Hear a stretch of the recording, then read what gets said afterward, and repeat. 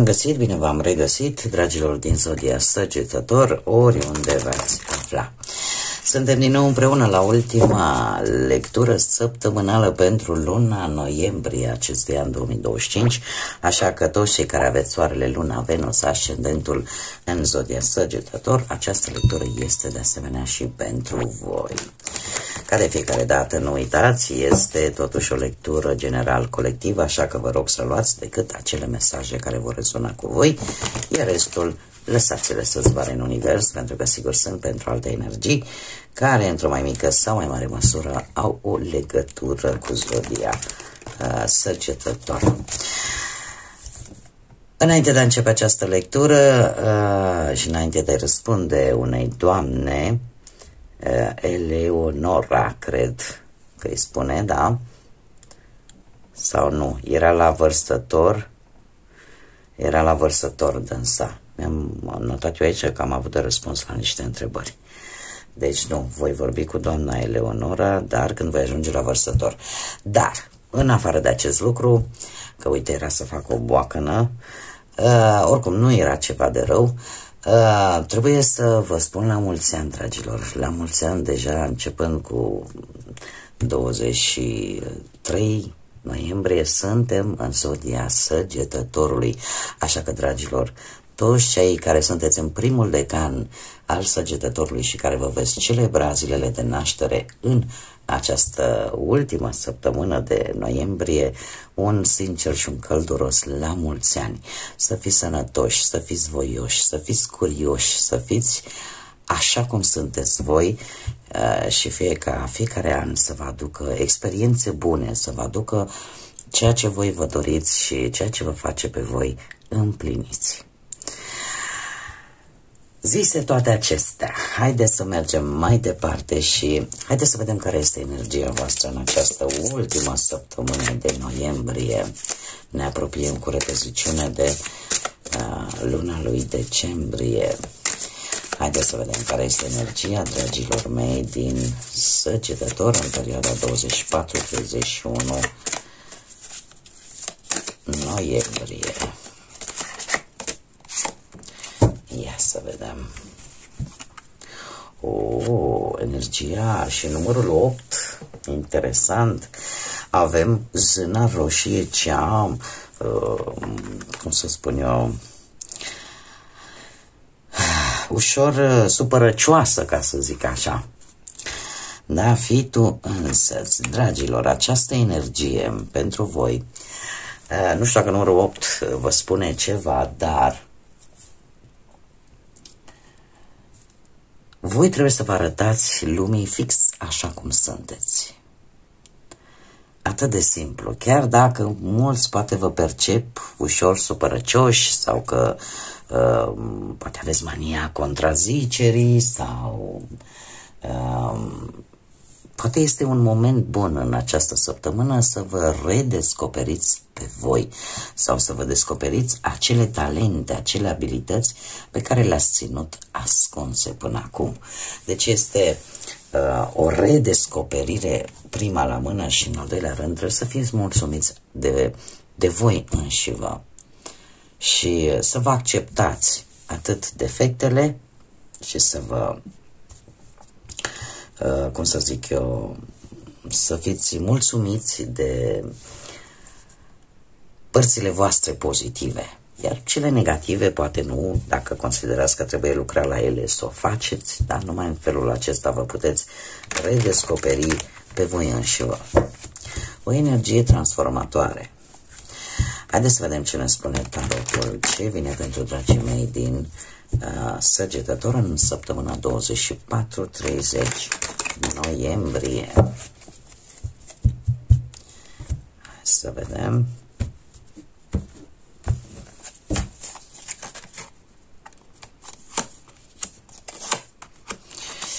Da, și se pare că aveți și de ce să fiți voi așa de mufluzi, așa de vă sare țandra din orice. Ia să vedem noi. Ia să vedem noi. Avem 3 arcane majore, dragii mei, dragii mei. Haideți să începem cu începutul. Se pare că voi sunteți într-o perioadă a vieții voastre în care lucrurile, ceva vă macină. Și vă macină mult. O stare de însingurare, o stare în care eu aș spune că... ce mă dur ochelarii ăștia. Am schimbat ochelarii și deja mă strâng foarte tare la ureche, e complicat un pic, dar ne adaptăm, asta este. Deci, acest 9 de spade îmi vorbește de o teamă obsesivă, poate o gândire care te sperie și care îți alungă somnul, posibil, nu știu, o stare în care simți că ești abandonată, în care parcă nu te poți mișca, parcă nu poți merge înainte. Ce vă poate bloca în această stare? Și avem această teamă pe care voi o aveți și care simt că este legată de comunicarea cu cineva sau de cineva care într-adevăr, cu adevărat vă sperie, are o atitudine sau o impozanță, aș spune, poate și aspectul fizic, într-un fel sau altul, poate să vă sperie, dar sunt persoane care numai prin simpla lor prezență inspiră teamă, inspiră frică. Posibil și acest lucru sau ceea ce vă blochează pe voi în starea asta. Nu știu dacă zodia Leu vă spune ceva, e o altă zodie de foc la fel ca și voi, dar eu cred că mai degrabă este vorba despre o problemă pe care nu știți cum să o manevrați, nu știți cum să-i dați de cap, cum să o dominați, cum să treceți peste ea, cum să controlați o criză, da? Sau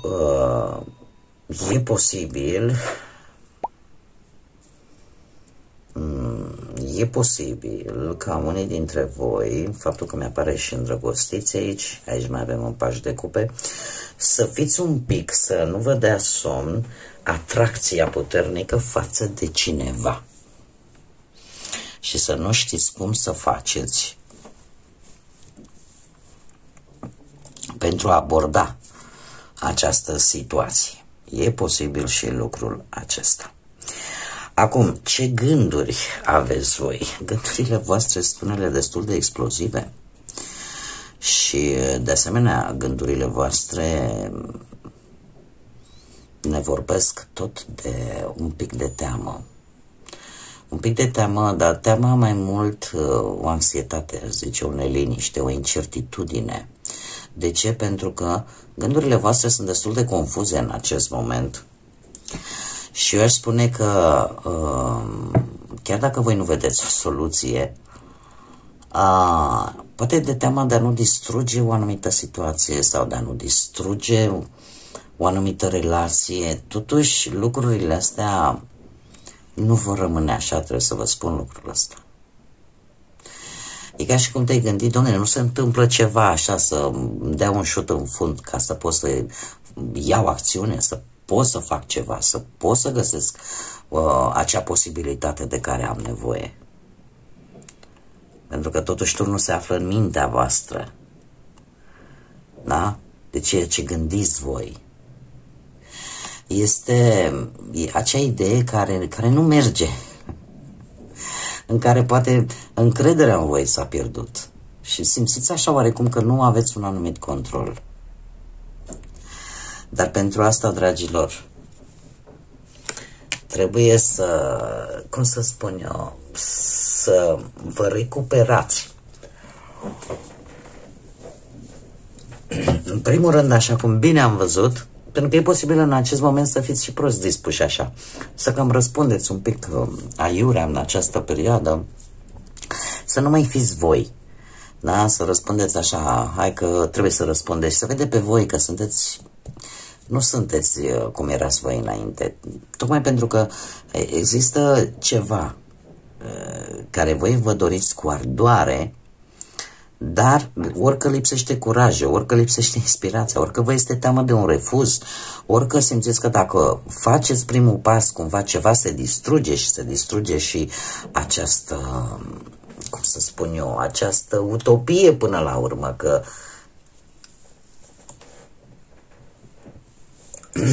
în mare parte este vorba despre ceva mental. De asemenea, avem ce ar trebui să-ți dai seama sau ce ar trebui să eliberezi. Ar trebui să-ți dai seama cu acest pași de cupe. De asta cred că se pune foarte mult accent pe partea asta a relațiilor. Acest pași de cupe îmi spune că ar trebui poate să vă dați seama că există o stare foarte intensă din punct de vedere emoțional și că sunteți mult mai sensibili în această perioadă, mult mai explozivi, tocmai când sunteți mult mai sensibili și sunteți așa destul de supărăcioși, destul de cu un caracter ușor copilăresc, ușor infantil, da? Și că traversați o perioadă din viața voastră în care, din punct de vedere emoțional, sunteți extraordinar de sensibili, sunteți precum un copil, da? Care se emoționează până la lacrimi, care devine exploziv atunci când nu corespund lucrurile, da? Și se pune pe plâns și cere sprijin. Traversați o perioadă care până la urmă este normală și firească pentru oricare dintre noi. Toți avem perioade de genul ăsta. Poate multe din ele sunt influențate și de lună.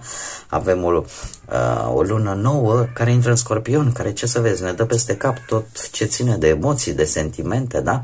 Acum depinde și de voi. Dacă aveți, de exemplu, în harta voastră astrală, de exemplu, zodii de apă, cu atât mai mult vă afectează. Rac, Pești sau Scorpion. Păi, cineva cu un ascendent în aceste zodii de apă, în momente de genul acesta în care influența lunii este una foarte puternică, vor resimți aceste lucruri involuntar. Iar probabil că de asta ar trebui să vă dați seama și este o perioadă, trebuie să vă spun, nu este o perioadă lungă, nu va ține. Este ceva temporar și probabil că va avea loc decât în această săptămână, cel puțin din ce văd eu aici. Ce te poate ajuta? O decizie. O decizie, da. Nu știu dacă zodia Gemeni și dacă tot am ajuns la zodia, hai să le spunem pe toate ca să nu uit cumva. Avem aici zodia Gemeni, aici avem Rac, Pești, Scorpion, aici avem zodia Leu. Da? Bun. Deci, ce vă poate ajuta pe voi? Paradoxal, paradoxal, această imaturitate emoțională, ca să zic așa, sensibilitate pe care voi aveți, vă face să fiți mult mai colegiali. Vă înțelegeți cumva mult mai bine cu ceilalți, cu anumite grupuri de oameni, cu anumite persoane.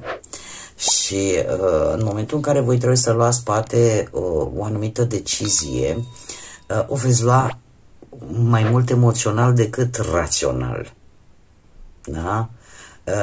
Iar lucrul ăsta se pare că vă poate ajuta, pentru că poate veni o persoană dispusă la anumite schimbări cu o foarte mare ușurință.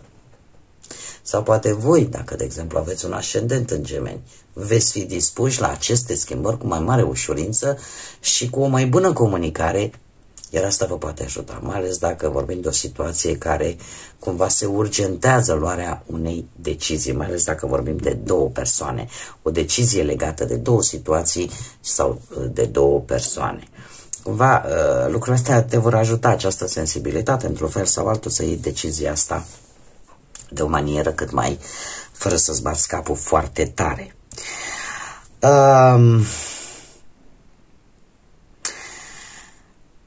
Ce vine către voi? Ce vine către voi? Dragilor, veți avea un succes. Un succes să învingeți ceva ce v-a lipsit. Acest 6 de bâte veți ieși triumfător. În sfârșit, finalul acestei săptămâni vă va prinde mult mai sigur pe voi. Veți trece peste aceste situații care se pare că vă cam dă peste cap în această săptămână. și veți rezolva probabil o problemă, o situație legată și de o lipsă de bănuți. Cinciul de monede mai poate vorbi și de acest sentiment de izolare, da, de singurătate prin care poate unii dintre voi ați trecut. Dar eu trebuie să vă spun că în mare parte are legătură cu această decizie pe care voi o veți lua și cu faptul că veți fi dispuși la schimbări. Veți fi dispuși la schimbări, lucru care pe voi vă va ajuta să reușiți în ceea ce voi vreți să obțineți. Dar în același timp, așa cum am mai spus, dacă vorbim de o stare, vorbim de starea asta de însingurare pe care, și de agitație pe care deja am văzut-o, cumva să o rezolvați și să reușiți să o învingeți până într-un final, sau, așa cum am mai spus, să